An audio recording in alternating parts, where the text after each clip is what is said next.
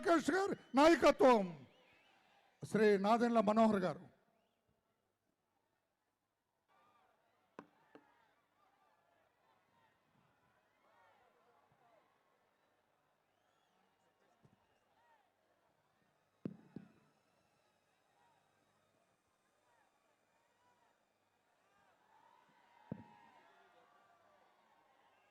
Telugu Desam party అధినేత పెద్దలు శ్రీ చంద్రబాబు నాయుడు గారికి, వేదికను అలంకరించిన జనసేన పార్టీ అధ్యక్షులు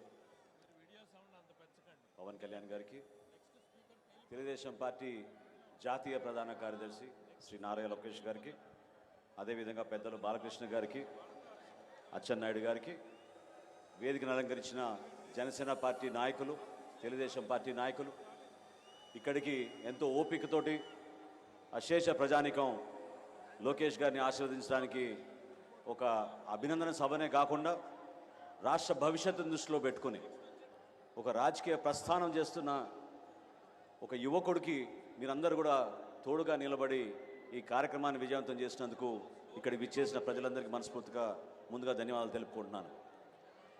ఇటువంటి సందర్భం చాలా సంవత్సరాల నుంచి రాష్ట్రంలో ఎదుర్కొన్న దాష్టికాలు, విపరీతమైన దౌర్జన్యాల్ని చూస్తూ ప్రజలందరూ కూడా కోరుకున్న విషయం.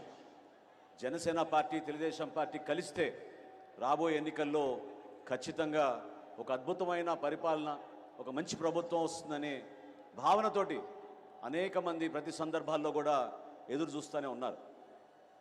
ఈరోజు ఇటువంటి సభలో ఇరు పార్టీల అధ్యక్షులు, మా నాయకులు, ఇంతమంది కార్యకర్తలు ఈ విధంగా హాజరవడం అంటే దీని వెనక చాలామంది కృషి చేశారు.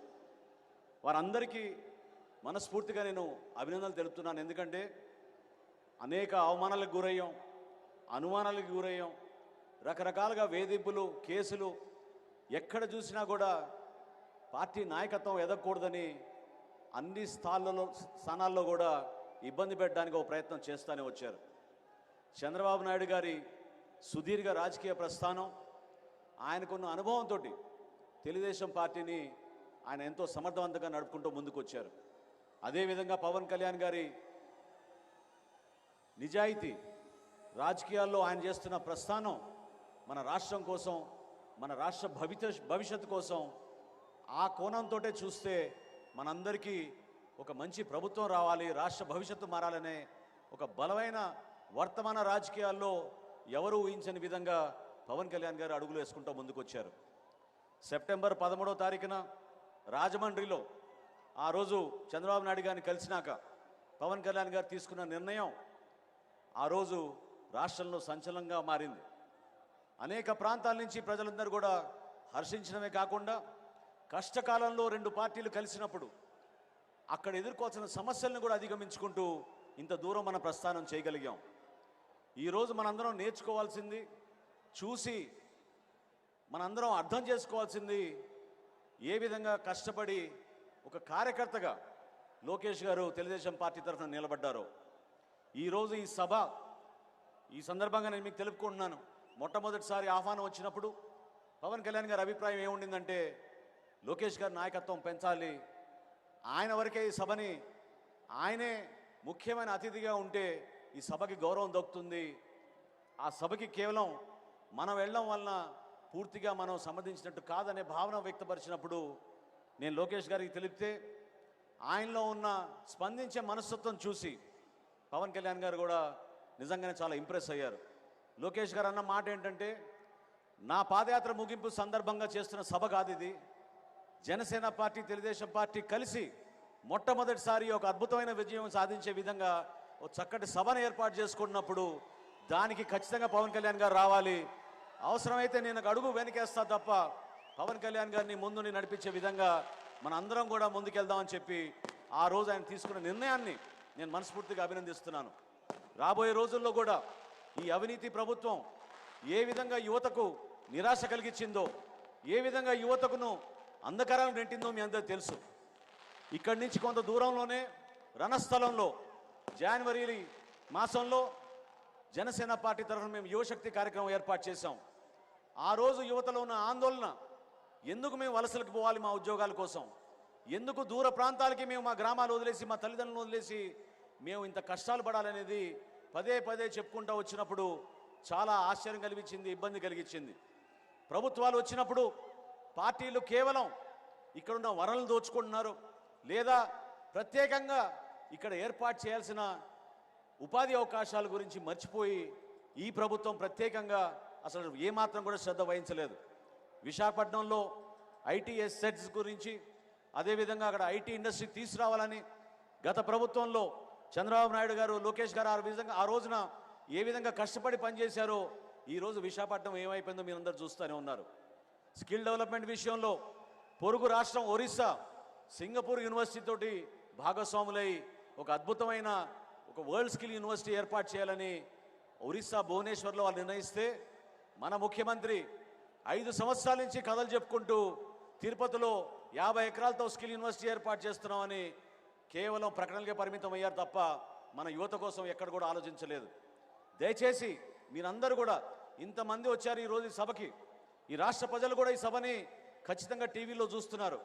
ఒక్కసారి మీరు ఆలోచించండి, మన భవిష్యత్ ఏమైపోతుంది, ఏ విధంగా ఒక నిర్ణయం వలన, ఇటువంటి ముఖ్యమంత్రి వలన, జగన్మోహన్ రెడ్డి వారి ప్రభుత్వం వలన ఎంత నష్టం కలిగింది మన రాష్ట్రానికి, ఎన్ని అద్భుతమైన అవకాశాలు మనం పోగొట్టుకున్నామో దాన్ని మీరు గుర్తుపెట్టుకోండి. ఒక్కసారి మీరు ఆలోచించాల్సింది ఆ ఒక్క ఛాన్స్ అని ఏ రోజైతే మీరు అందరూ స్పందించారో ఆ రోజున ఎంత పొరపాటు జరిగిపోయిందనేది మీరందరూ కూడా గుర్తుపెట్టుకోవాలి. రాష్ట్రాన్ని మనం అద్భుతంగా ముందుకు తీసుకెళ్ళాలి. రాబోయే రోజుల్లో సంక్రాంతి లోపు తప్పకుండా ఇరు పార్టీలు కలిసి ఒక చక్కటి మేనిఫెస్టో తయారు చేసి ఏ విధంగా తెలుగుదేశం పార్టీ నుంచి సూపర్ 6 ఏర్పాటు చేశారో, గతంలోనే జనసేన పార్టీ నుంచి ఒక అద్భుతమైన ఆలోచనతోటి షణ్ముఖ వ్యూహం అని ఆ రోజు పవన్ కళ్యాణ్ గారు ఆవిష్కరించారో దాన్ని ప్రజల్లో తీసుకెళ్ళడానికి మన కార్యకర్తలు, నాయకులందరూ కూడా సిద్ధం అవ్వాలి.